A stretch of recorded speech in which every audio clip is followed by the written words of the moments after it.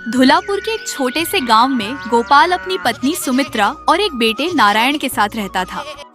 नारायण एकदम मूर्ख था, वह कोई काम धाम नहीं करता था, घर में ही रोटियां तोड़ता रहता था। उसके माता पिता उससे बहुत परेशान रहते थे। वो उसे कुछ कमाने धमाने को कहते, पर उस मूर्ख को कोई भी काम ही नहीं आता, ना ही उसे कोई कुछ काम देता। नारायण की उम्र 20 वर्ष हो गई है, ना तो यह कुछ करता है ना ही घर से बाहर निकलता है। तुम एक काम करो, इसकी शादी करवा दो। क्या पता पत्नी के आने से इसका भाग्य खुल जाए।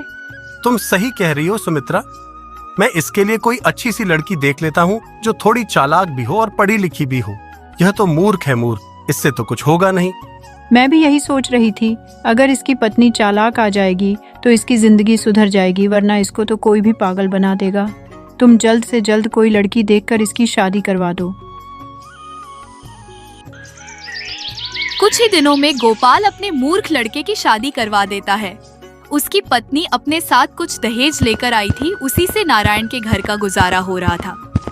लेकिन कुछ ही दिनों में उसके घर का सारा सामान खत्म हो गया। पत्नी समझ गई थी कि उसका पति मूर्ख है, इसे कोई काम नहीं देगा, इसीलिए वो अपने ससुर से कहती है, मैंने आज तक आपके सामने मुंह नहीं खोला है क्योंकि आप घर के बड़े आदमी हैं, लेकिन अब मैं मजबूर हो गई हूँ। इस तरह घर नहीं चलता, घर में कुछ भी नहीं है। मैं सोचती थी कि घर की बात बाहर ना निकले, लेकिन अब मैं मजबूर हो चुकी हूँ। कब तक यह सब देखती रहूं? तुमने अपने उस मूर्ख बेटे की शादी मेरे साथ करवा दी, उसने मेरी जिंदगी खराब कर दी है, कुछ करता धरता नहीं है।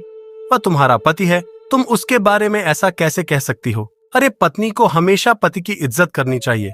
उसमें पति वाली कोई बात तो हो जिससे मैं उसकी इज्जत करूं। जो आदमी अपने परिवार का पेट नहीं पाल सकता, उसकी इज्जत कौन करेगा? इज्जत उसकी होती है जो घर में 2 पैसे कमा कर देता है, घर में हाथ पर हार रखकर बैठने वाले की नहीं। बेटा तुम इतना गुस्सा क्यों होती हो? तुम नारायण को समझाओ कि वह कुछ काम करे। मैं उन्हें क्या समझाऊं? मैं तो समझा समझा के पागल हो चुकी हूँ। वह मेरी सुनते ही कहाँ है, बस सारा दिन बच्चों जैसी हरकतें करते रहते हैं। आप ही उन्हें कुछ समझाइए। अगले ही दिन गोपाल नारायण से कहता है, बेटा अगर तू कुछ काम नहीं करेगा तो तेरे घर का गुजारा कैसे होगा? अरे तेरी पत्नी सारा दिन तेरी वजह से परेशान रहती है। तू एक काम कर, कहीं से भी कुछ ज्ञान सीख कर आ। ये कुछ पैसे हैं तुझे, रात में इनकी जरूरत पड़ेगी। पिताजी की बात मानकर वह ज्ञानी को ढूंढने निकल जाता है।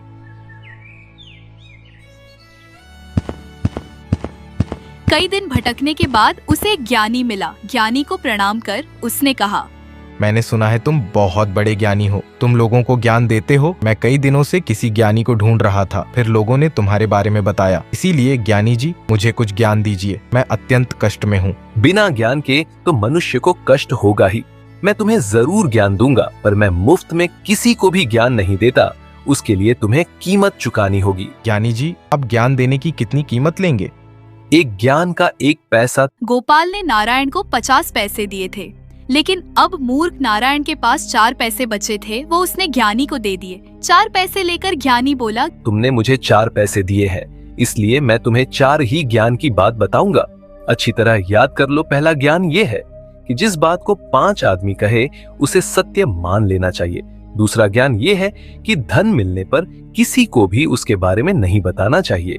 तीसरा ज्ञान ये है कि पत्नी को कभी सच बात नहीं बतानी चाहिए। और चौथा ज्ञान ये है कि अपनी स्वामी या राजा को सच बात ही बतानी चाहिए। ज्ञान की चारों बातों को अच्छी तरह से याद करके मूर्ख नारायण अपने घर की ओर निकल गया। रास्ते में उसने देखा कि एक जगह भीड़ छूटी हुई है। उसे पता चला कि कोई भिखारी मर गया है, पर कोई उसे वहाँ से उठाने को तैयार नहीं था। तभी मूर्ख नारायण वहाँ पर पहुँचा। भाई तुम हटकट्टे हो, इस लाश को उठाकर कहीं फेंक आओ, ईश्वर तुमसे खुश हो जाएगा।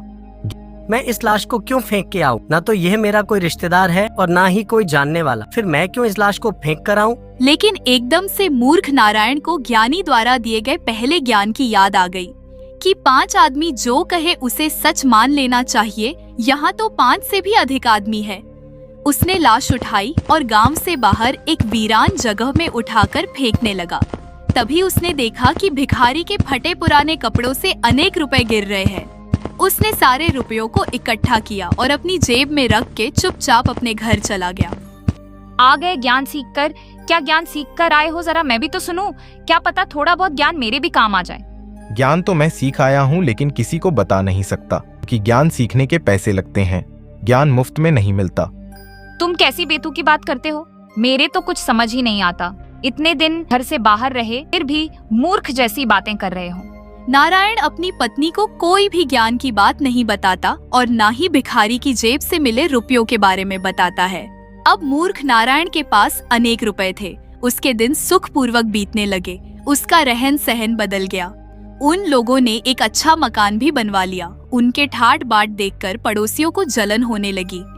एक दिन नारायण की पड़ोसन अपने आदमी से कहती है, जिसे लोग पागल पागल कहा करते थे, आज देखो कितना मालदार हो गया है, कितना सुंदर घर बनवाया है। और एक तुम हो, अपने आप को अक्लमंद समझते हो। सुबह से शाम तक टेढ़ी मेढ़ी मजदूरी करते फिरते हो, तब कहीं जाकर 1-2 रुपए कमा पाते हो। उस पागल से ही कुछ सीखो। मैं उस पागल से क्या सीखूं? जो उसके नसीब में है वो उसे मिल रहा है, और जो मेरे नसीब में है वो मुझे मिल रहा है। तुम सारी जिंदगी नसीब का रोना रोते रहना।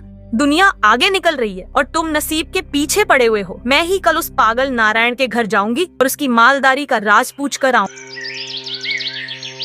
पड़ोसन अगले ही दिन नारायण के घर आई और उसकी पत्नी से बोली, अरे दीदी, आपका पति क्या करता है जो आप लोग इतने ठाट बाट से रहते हो? पूरे गांव में तुम्हारी मालदारी के चर्चे हैं कि पागल आदमी मालदार हो गया। यह तो मैंने उनसे पूछा ही नहीं कि वह क्या काम करते हैं। मैं तो उन्हें पूरा दिन घर पर ही देखती हूँ। भला घर रहकर कौन सा काम हो सकता है? तुम्हें उनसे पूछना चाहिए कि वह क्या काम करता है। जो आदमी अपनी पत्नी से अपनी आमदनी छुपाता है, निश्चित रूप से वह कोई गलत तरीके से धन कमाता है। अगर वह आपसे सचमुच प्रेम करता है तो उन्हें आपसे कोई भी बात नहीं छुपानी चाहिए। तुम सही कह रही हो बहन। मुझे तो अब डर लग रहा है, कहीं वह किसी गलत तरीके से पैसे तो नहीं कमा रहे। मैं आज ही उनसे पूछूंगी। जब रात को मूर्ख नारायण अपने घर आता है तो उसकी पत्नी उससे पूछती है, तुम क्या काम करते हो? यह तुमने आज तक मुझे बताया ही नहीं। तुमने कभी पूछा ही नहीं, इसलिए मैंने बताना उचित ना समझा। ऐसे भी तुम जानकर क्या करोगी? तुम्हें तो समय से पहले ही सब कुछ मिल रहा है। अगर तुम्हें कोई परेशानी हो मुझे बताओ, मैं अभी पूरी कर देता हूँ। मुझे कोई परेशानी नहीं है, बस मैं ये जानना चाहती हूँ तुम क्या काम करते हो। मुझे डर है कहीं तुम गलत काम तो नहीं कर रहे हो। भला मैं क्यों गलत काम करूंगा? मैं मेहनत से पैसे कमाता हूँ। तुम पसीना बहाकर समझी। मैंने तो तुम्हें कभी मेहनत करते हुए देखा ही नहीं। सारा दिन घर पर पड़े रहते हो, फिर तुम मेहनत करने कब जाते हो? सच सच बता दो, तुम क्या काम करते हो, वरना मैं अपने घर चली जाऊंगी। फिर पड़े रहना यहाँ अकेले। नारायण सोचता है, चलो ठीक है, इसे बता देता हूँ। लेकिन तभी उसे ज्ञानी की बात याद आ जाती है कि पत्नी को कभी भी सच बात नहीं बतानी चाहिए, इसलिए वह अपनी पत्नी से झूठ बोलता है। दरअसल मैंने बाजार से 1 किलो देसी घी खरीदा और उसको रात के 12 बजे एक सांस में पी गया, जिससे मुझे बहुत सारे धन की प्राप्ति हुई। नारायण की पत्नी दूसरे दिन अपनी पड़ोसन को बुलाती है और उससे कहती है, मेरे पति कोई गलत काम नहीं करते हैं। हमारी मालदारी का राज तो देसी घी है। देसी घी? देसी घी? हाँ, अगर कोई आदमी 1 किलो देसी घी रात को 12 बजे एक सांस में पी जाए तो उसे बहुत सारे धन की प्राप्ति होती है। यह बात तुम किसी को मत बताना। तुम मेरी सहेली हो, बस इसलिए बता रही हूँ। यह बात सुनकर पड़ोसन बहुत खुश होती है क्योंकि उसे मालदार होने का राज जो मिल गया था। वह जल्दी से अपने घर जाती और अपने पति से कहती है, मुझे मूर्ख नारायण की मालदारी का राज मालूम हो गया है। तुम जल्दी से बाजार जाकर 1 किलो देसी घी ले आओ। एक बार मुझे बताओ तो सही, आखिर उस मालदारी का राज क्या है? मैं भी तो सुनूं। और देसी घी का मालदारी से क्या ताल्लुक है? अरे ताल्लुक है, अगर कोई आदमी 1 किलो देसी घी रात को 12 बजे एक सांस में पी जाए तो उसे बहुत सारे धन की प्राप्ति होती है। ये तुम क्या कह रही हो? यह बात मैंने कभी नहीं सुनी। अगर हर किसी को यह बात मालूम होती तो आज हर कोई मालदार ना होता। ये बात किसी को मालूम ना हो। मैंने बड़ी मुश्किल से नारायण की पत्नी से पूछा है। अब सारा समय यहीं खराब करते रहोगे। जाओ जल्दी से बाजार से घी लेकर आओ। पड़ोसन का पति बाजार से 1 किलो देसी घी ले आता है और फिर दोनों 12 बजने का इंतजार करते हैं। जैसे ही 12 बजते हैं, पड़ोसन अपने पति को 1 किलो घी एक सांस में पिला देती है। घी पीने के थोड़ी देर बाद उसके पेट में बहुत जोर का दर्द होता है। पेट दर्द इतनी जोर से होता है कि वह तड़पने लगता है, उसे दस्त आने लगते हैं।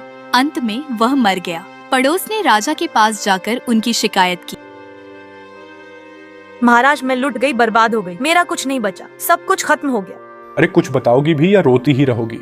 महाराज, मेरे पति का इंतकाल हो गया है। उन्होंने 1 किलो देसी घी पी लिया था, जिससे उनके पेट में दर्द हुआ और वो मर गए। ये क्या बेहुदा बात कर रही हो? अगर कोई आदमी 1 किलो देसी घी पिएगा तो वह मरेगा ही, ना बचेगा थोड़ी। तुम्हारा पति कहीं पागल तो नहीं था? अरे नहीं नहीं महाराज, मेरा पति पागल नहीं था। पागल तो वो मूर्ख नारायण है जिसने मुझे यह नुस्खा बताया था। उसने कहा था कि अगर कोई आदमी रात को 12 बजे 1 किलो देसी घी एक सांस में पी जाए तो वह मालदार हो जाता है। इसलिए मैंने अपने पति को 1 किलो देसी घी पिला दिया। राजा ने मूर्ख नारायण को बुलाया और सारा माजरा पूछा। क्यों रे नारायण, लोगों को पागल समझता है जो 1 किलो घी का नुस्खा बताकर लोग को मरवा रहा है। मालदार होने के लालच में इसका पति 1 किलो देसी की एक ही सांस में पी गया और फिर वह मर गया। इसके लिए तुझे सख्त से सख्त सजा मिलेगी। तभी नारायण को ज्ञानी की बात याद आ जाती है कि अपने स्वामी या राजा को झूठ नहीं बोलना चाहिए। इसलिए वह राजा से कहता है, महाराज, इसमें मेरी कोई गलती नहीं। मैंने तो एक ज्ञानी को 4 पैसे देकर 4 ज्ञान की बात सीखी थी। उसने कहा था कि अगर 4 आदमी कोई बात कहे तो उसे मान लेना चाहिए और अपनी पत्नी को कभी सही बात नहीं बतानी चाहिए और अपने राजा से हमेशा सच बोलना चाहिए। मेरी पत्नी मेरी मालदारी पर राज पूछ रही थी, इसलिए मैंने उसे झूठ बोल दिया कि मैंने देशी घी पीकर धन की प्राप्ति की है। उसी ने इसको बताया होगा।